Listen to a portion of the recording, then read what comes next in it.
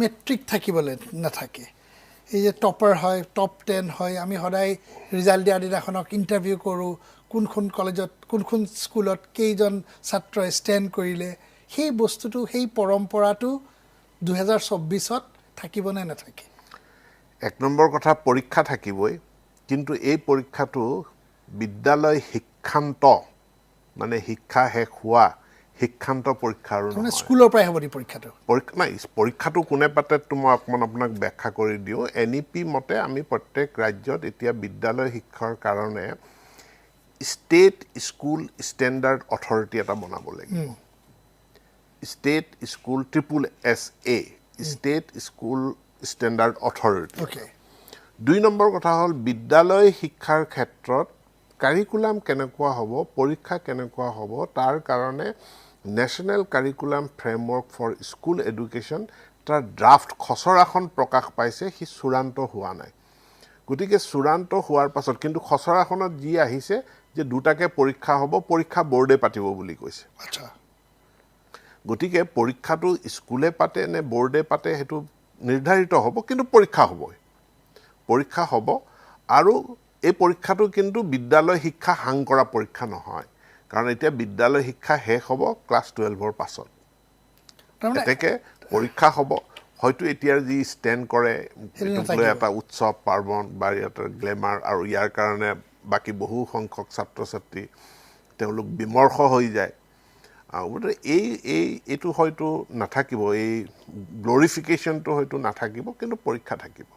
তাৰমানে এইটো বস্তুটো অলপ CBSE টাইপৰ বা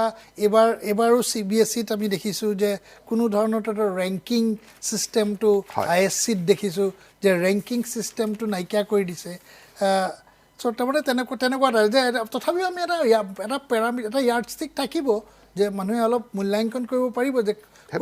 সেইটো থাকিব কিন্তু এই প্ৰথম 10টা স্থান বা ৰেংকিং এই ধৰণৰ বা ইয়াক যেনে ধৰণে লোৱা যায় এটা অথৰিটিয়ে সব পৰীক্ষাটো পাতে তেতিয়াহ'লে একে পেপাৰে হ'ব চবতে আৰু নহয় জানো তেতিয়াহ'লে তাৰমানে আমি এইটোৱে বুজিব লাগিব যে ক্লাছ 2024 চনত এই ষ্টেণ্ডৰ পৰ্বটো নাথাকে তেনেকুৱাই অনুমান কৰিছোঁ এইটো এটা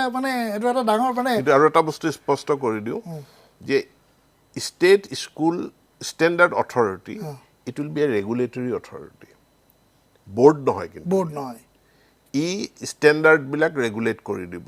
কাৰিকুলামৰ ক্ষেত্ৰত পৰীক্ষাৰ ক্ষেত্ৰত বা অন্য ইয়াৰ ভকেশ্যনেল এডুকেশ্যন এইবিলাক ইভেলুৱেশ্যন UGC যেনেকৈ এটা ৰেগুলেটৰী অথৰিটি এনেকুৱা এটা ৰেগুলেটৰী অথৰিটি হ'ব বোৰ্ড বেলেগে থাকিব তাৰ কাৰণে আমাৰ সেৱা আৰু কাউন্সিল এই দুইখন খুব সোনকালে মাৰ্জ হৈ আমাৰ এখন বোৰ্ড হ'ব তাৰমানে